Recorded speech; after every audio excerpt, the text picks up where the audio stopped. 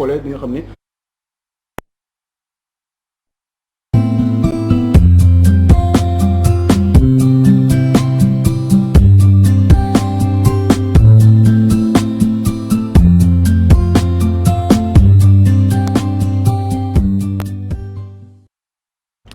Voilà, non, hein. Comme ni nga ko waxee rek on joint l'utile à l'agréable, c'est ça, petit-déj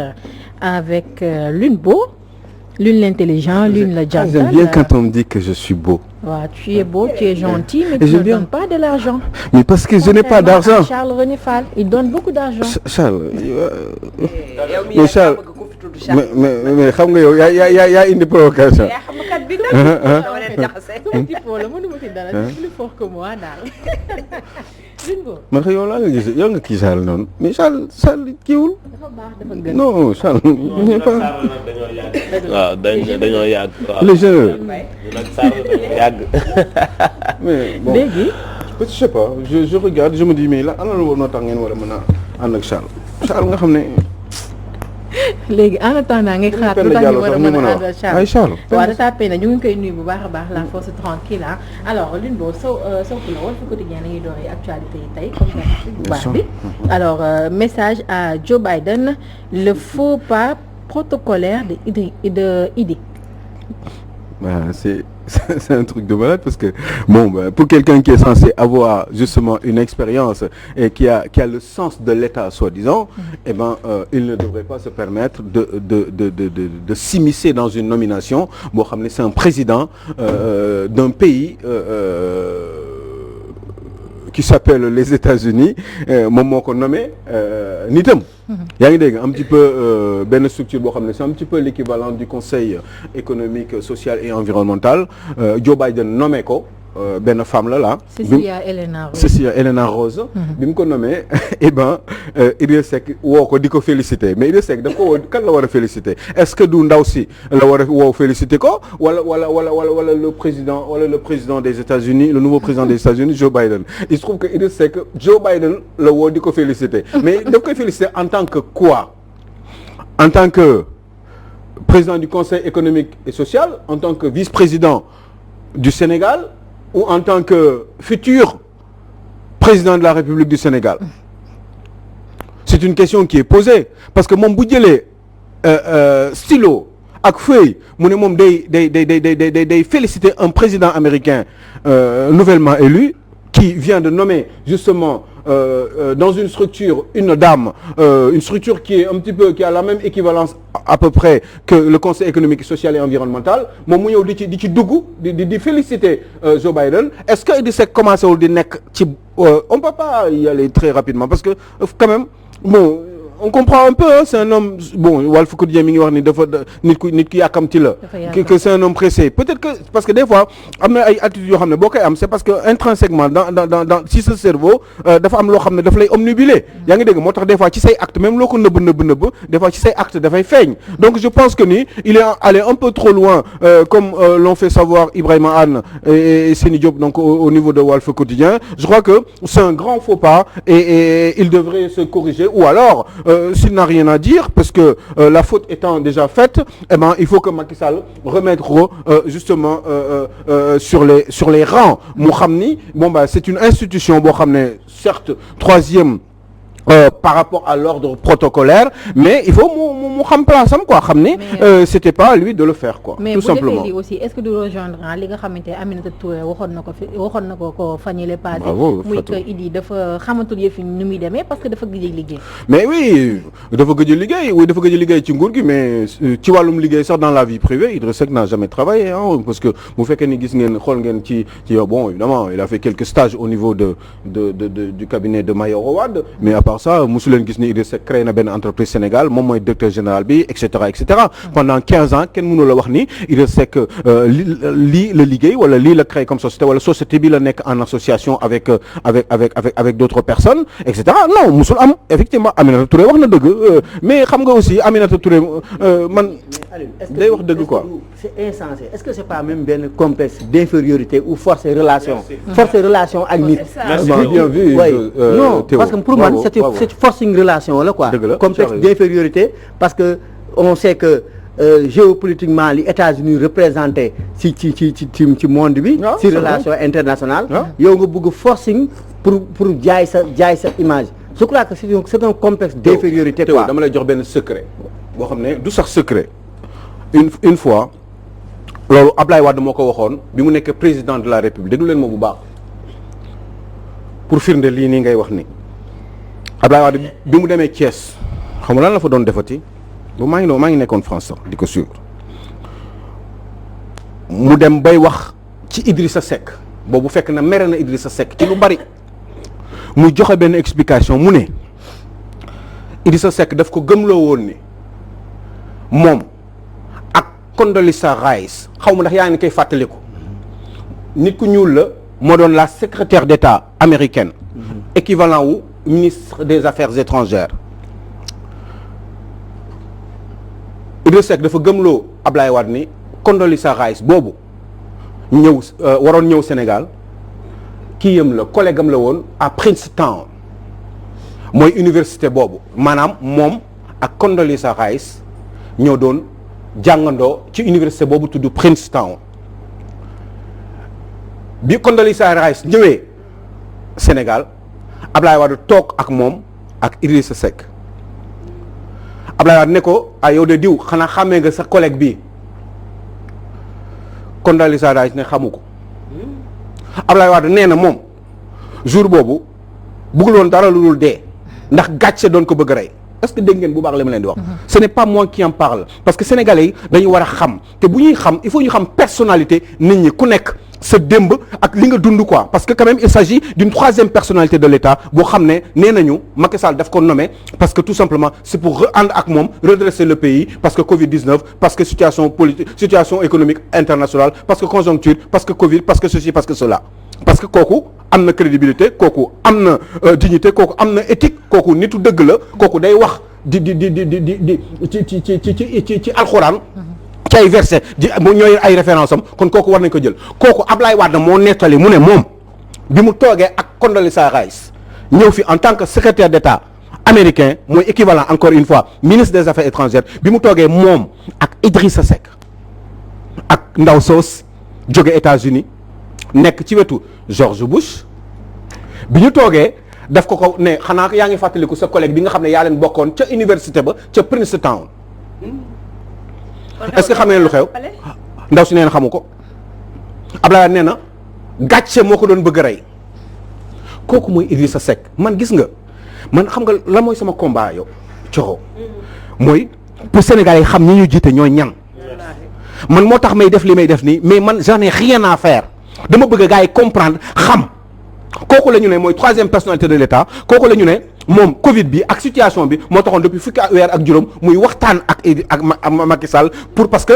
ñeneen ñoo xam ne mën nañ ko ñoom Aminata Touré xamuñu dara ñoom Amadou Ba xamuñu dara ñoom Makhtar Cissé xamuñu dara Idrissa Seck mii moom moo xam dara ñooñu amuñu intégrité ñooñu amuñu morale ñooñu amuñu éthique ñooñu duñu ay nitu dëgg ñooñu pour Sénégal man diw laa ci yaakaar loolu la Macky Sall def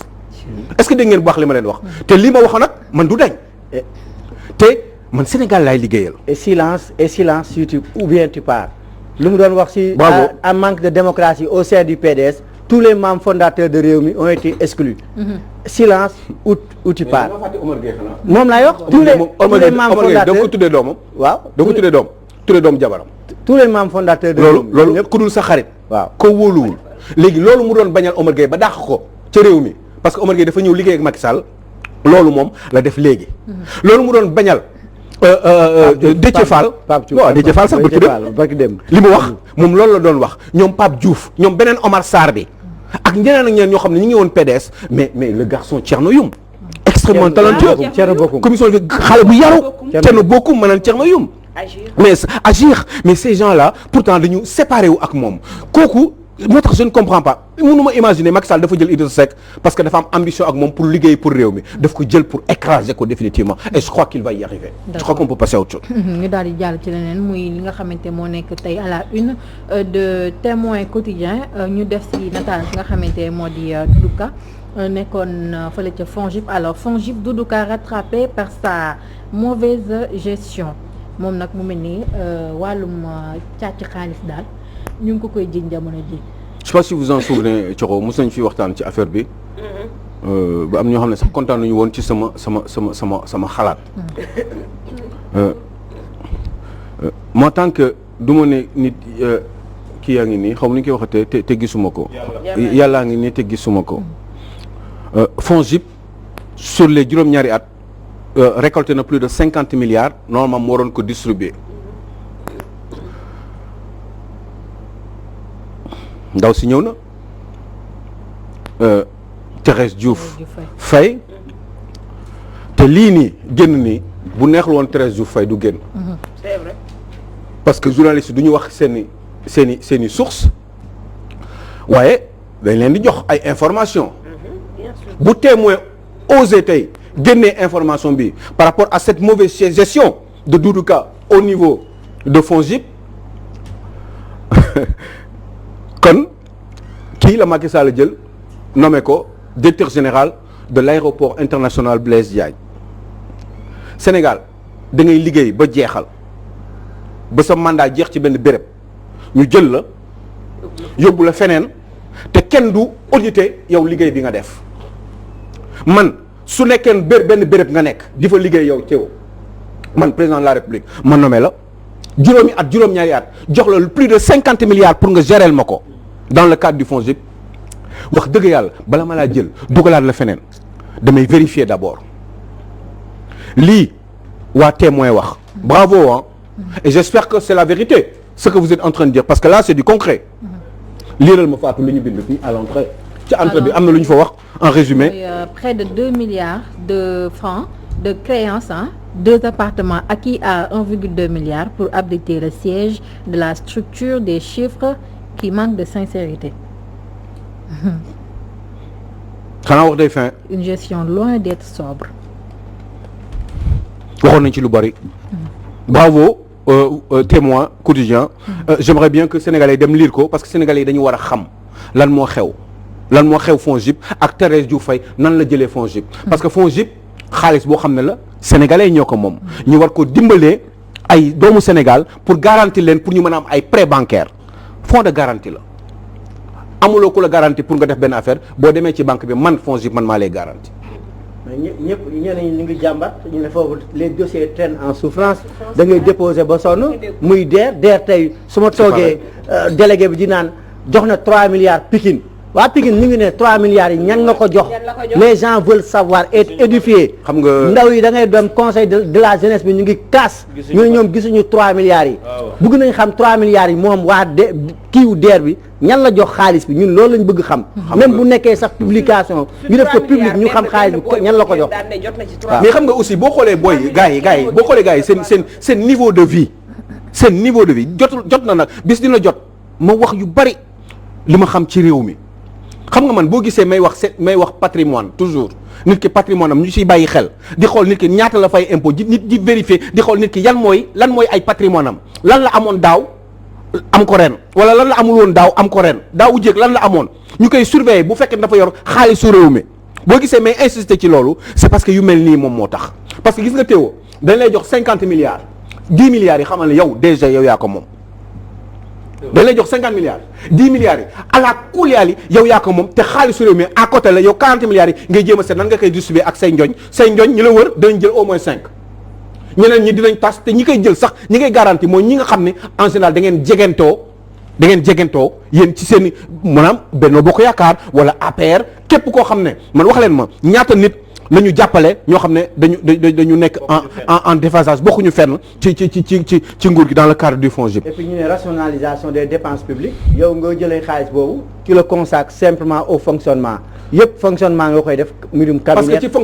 parce que ci fonctionnement bi lay dóor bi di am teewoo. parce que fonctionnement bi parce que xoolal en général la mais xoolal le cadre de la poste aussi ñaata bërki dem ñi ngi koy wax ñoom ñëpp la DG yëpp la poste aussi dañu nekk en déficit là pratiquement xaw ma ñaata milliards 28 milliards laa dégg xaw ma ñaata milliards laa dégg dem xaw ma bërki déewam xoolal mais Siré Dia 5 ans yi mu def poste syndicat bi chaque fois ñu laaj ko kii yi nu mu tudd chaque année da ngay joxe un dossier je ne sais plus comment on l'appelle encore très rapidement mais da ngay joxe benn dossier boo xam ne mooy wane ni yow nan nga gérer affaire bi xaalis bi fan nga ko dugal quoi mooy kii bi détail gestion bi quoi xaalis bi fan nga ko dugal ak yooyu quoi comptabilité bi si je peux le dire comme ça mais rapport bi. mais Siré Dia def na fa 5 ans jël na li muy jël dem na toog Thiès jàpp ñàmburam leen rek lañ ko sanctionné mooy nommé tuñ ko def nañ ko benn PCA di ko jox 3 millions 500 millions 3 millions 500 mille wala 4 millions bon tëdd na këram jàpp ñàmburam Thiès et puis dundam xaalis réew bi. Alioune les syndicalistes là. ñu ci bëri li xew ci société nationale yi ak entreprise yi ils sont responsables. ñenn syndicalistes yi am na ñoo xam ne na ma yàlla baal. dóorkat lañ. mais bien sûr patron bu ñëw société bu ñëw. ñu adapté wu ak ñoom ñu ñëw taxu ci ginnaaw. tout à fait nekk ñu fi liggéeykat yi dem rangé wu ci côté def les sales boulot bu ñuy sax licencier parce que licenciement boo ñëwee brandi licenciement pour motif économique. daa war a am ay arguments yu leer nañ. yu leer nañ mu am préavis ak yëpp mais lan la ñuy def ñoom ñëpp bu ñu demee bu ñu leen di wooyee tribunal travail dañuy daw. dañuy sacrifier seen travail ñooñu war nañu xoolaat seen biir. effectivement ñu daal di jàll wax ci leneen naa loo xamante nii man moom amal na ma solo te xam naa dina amal solo ñi téléspectateurs yi muy L'As Quotidien yi def ci seen une Mansour Faye prend la défense de Eiffage muy concernant li nga xamante mooy cherté des tarifs du péage dénoncé la mu wax nag man moo ma jaaxal nee na ceux qui ne peuvent pas payer n'ont qu'à prendre la route nationale maanaam daa péage bi ku mun fay rek na nga dem nga jël route nationale daal mu jeex. Bon alors moi je ne sais pas comment je dois faire je ne sais pas si je dois lui donner une droite comme on dit. Ou alors parce que ndeysaan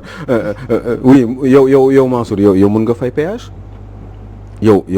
nga yàkkamti ak nga bañ a yàkkamti yow da ngay fay péage yow ak say njot waaw d'accord prix bi loolu lañ ko fixé d'accord naa Mansour c'est très bien nañ ko ñi mënul jël péage nañ jël route nationale d'accord naa même bu ñu yàkkamtee même bu ñu amee lu ñu lee même bu fekkee ne dañuy bañ seen patron dàq leen ñu bëgg jël péage parce que bu ñu tardé yu bari seen patron na leen di sanctionné dafa leen ay faute ak yu demee noonu d'accord naa nañu góorgóorlu jéem a fexe teel a yeewu parce que amuñu mais Mansour péage bi Dakar ba Tëngéej deuxième sortie bi mais 1400 la Dakar ba Tëngéej deuxième sortie bi Mansour deful 10 kilomètres deful fukki kilomètres 1400 francs CFA ngay fay deful 10 kilomètres Mansour pourtant il faut que nga xam benn affaire mooy péage ci démocratie dëgg ci dëkk bu jaar yoon péage bu amee embouteillage péage xam nga pour lan la Mansour péage pour gaaw la pour efficace ci liggéey bi péage pourtant bés bu embouteillage amee foofu da nga fay toog 2 heures de temps boo xasee ba dugg ci péage bi bu la na nga toog 2 heures wala 3 heures de temps doo ko génn péage bi da ngay fay par force pourtant péage normalement pour mu gaaw la pourquoi Mansour waxuloo ne péage bi boo fa defetee 30 minutes di xaar wala 15 à 30 minutes di xaar plus de 15 minutes dootoo fayati gratuitement pourtant ci grande démocratie Mansour ñun xam nga dañu dem ci àdduna bi yëpp gis dëgg gis gars yi di défendre dëgg péage bu fekkee ni dafa def plus de 15 minutes nga nekk ci biir di xaar ci péage bi pour fay ñu lay téye mu am rang dañu war a bu ëppee 15 minutes da ngay war a bàyyi ngeen jàll gratuitement Mansour loolu da nga ko war a wax pourtant waxuloo ko d'accord surtout bu dee ñoom ñoo baare péage mais surtout ñoom xam nga du affaire obligation de moyen obligation de résultat la xam nga dégg nga li may wax du affaire obligation Mansour dégg nga baax li ma lay wax du affaire obligation de moyen obligation de résultat la yow yaa ne nit ki dafa war a jaar ci péage bi pour gaaw pour mu efficace loolu moo tax mu joxe xaalisam pour gën a gagner du temps et gagner de l'argent Mansour kooku bu duggee ci péage bi résultat nga ko war a jox mooy obligation de résultat bi may wax pas de moyen donc dafa war a gaaw bu defee dépassé na 15 minutes ci rang nit ñi mais péage da ngay toog 2 heures de temps di xaar pourtant du la tere mais ki jër national bi romb na bu yàgg dem na yoonam yenn saay yow yaa ngi toog pendant 1 heure de temps 2 heures de temps ci péage bi di rang te pourtant du la tere fay li nga war a fay pour mën a génn Mansour kooku lu ñu cee def comme dugg na rek jeex na quoi tant pis pour lui lu mu am jël moom dafay fay xaalisam parce que dafa dugg ci péage autoroute la à péage la tudd autoroute à péage pour mën a gaaw am na beneen yoon bu parallèle ak autoroute bi moom la ñuy wax route nationale waaye yoon boobu mën na am mu yéex waaye yow comme yow da nga yaakaar ne da nga war a gaaw da nga war a yàkkamti parce que sa liggéey moo war a tax nga war a mën a gaaw boo fa demee résultat lañ la war a jox garantie sinon yow da nga war a fay yow mi nga xam ne yaa ko waroon jox garantie boobu joxoo ko parce que sa faute la parce que yow yaa sóoraale wu nombre de nit ñi parce que yow yaa war calculer que heure sangam ak heure sangam foofu nit ñi dañuy bari il faut ma yokk nit ñi wala il faut ma trouver un moyen de fluidité de l'espace de cette route là. man am na di Théo dina ci mën a moom atu transport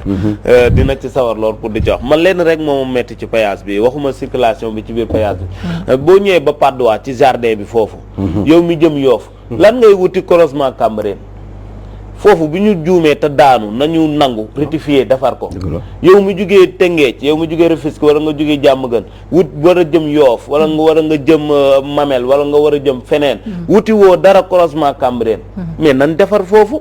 yow mu jugee Rufisque wala nga jugee Diamaguène boo waree jëm Yoff ngay wàcc croisement Cambérène gis nga foofu ni muy mel na continuer jardin boobu lu mu fay jariñ occupé wuñu fa dara defuñu fa dara nan ko defaraat ñoom dañu daanu ci péage bi sénégalais yi di ci sonn kon buñ ñu fayloo wala lii wala la péage dafa cher ils ont pris man mën naa comprendre benn affaire par rapport peut-être à l'investissement que société bi di def parce que temps yi def nañu kiiwu radar temps yi pour gën a wàññi accident yeex yooyu ñu ngi def mbirum éclairage mën naa nangu ne par rapport à l'investissement parce que tout investissement a un coût et une finalité mën naa nangu côté boobu mais argument bu mu brandir man c'est un peu facile on ne doit pas autorité du waxee noonu te nag xam leen maa nga koy wax il est dans un secteur de mange mille transport heure boo ñëwee day am ay mange mille yuy ñëw sa ministre fëgg la sa buntu fëgg la tafu sa mur ñooy def leur sale boulot gis nga bés boo daanuwee bilaa ngay xam ne gars yi ñooy yées niñ la defee noonu ba sacrifier la noonu la ñuy dawee ani Omar yu ña doon fëgg bureau bi yëpp tey xam naa ne sax duñ ko sax allo monsieur le ministre na nga def rangé nañ ko dugal nañ ko pressé nañ ko comme citron na def attention ci secteur am c'est un secteur très sensible ci budget bi non man fi may waxee mooy dañu war a bàyyi gis nga bu ñu defee benn affaire nit ñu commencé naan baax na rek ku ci nekk yor sa grande gueule di fu ne nga ubbi fee di wax te gis nga maa war a wax bu mu la tax a wax loo xamul li mu def démb nii sénégalais yi ñu ngi koy ñaawlu bu baax a baax te moom bu mu fàtte am na ay dossiers yoo xam ne ni kenn fàttewu ko ci ginnaaw ak ci ginnaaw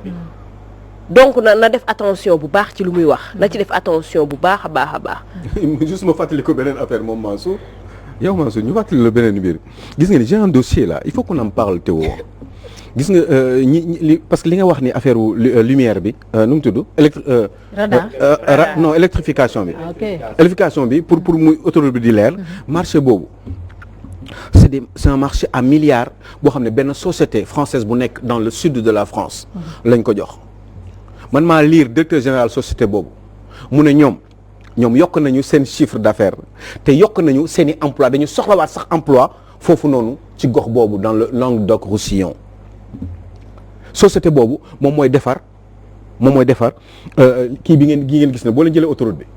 kii bi ngeen di gis noonu ñi di def lumière yi naa pour la kii société boobu moom moo gagné marché bi c'est à coup de milliards pourtant am na ay sénégalais yoo xam ne tey jii nii fii nii ils ont la possibilité amoon nañ possibilité récupérer ce marché là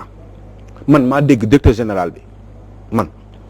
société boobu ca biir France fi ñuy liggéey affaire dañuy liggéey yëpp indi ko